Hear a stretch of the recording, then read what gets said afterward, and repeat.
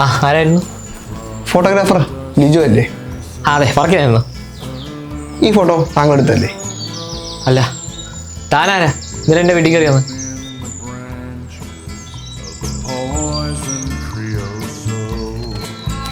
എന്താ? എൻ്റെ അനിയൻ കുറച്ച് നാളായിട്ട് മിസ്സിംഗ് ആണ്.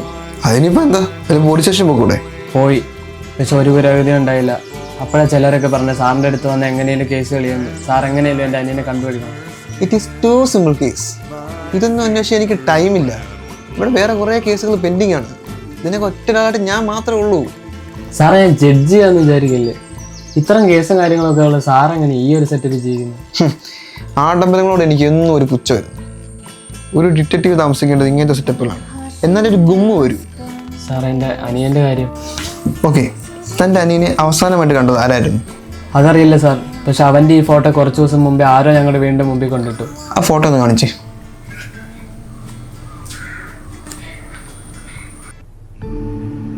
ഫീൽഡ് എക്സ്പീരിയൻസ് ആയിട്ടുള്ള ഫോട്ടോഗ്രാഫേഴ്സിന് അവരുടേതായ ഒരു സ്റ്റൈൽ ഉണ്ടാകും. മേ ബി എക്സ്പീരിയൻസ് കൊണ്ടായിരിക്കാം. എല്ലാവർക്കും അത് അറിയണമെന്നില്ല. But I can.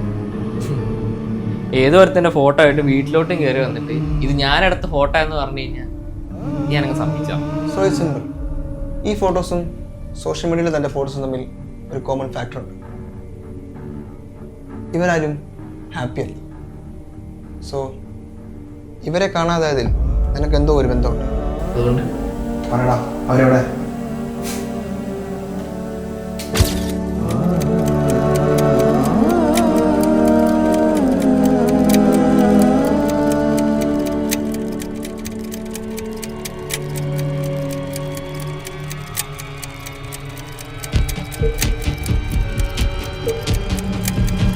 ചേട്ടാ ഫോട്ടോ ഒക്കെ നൈസായിട്ടുണ്ട്.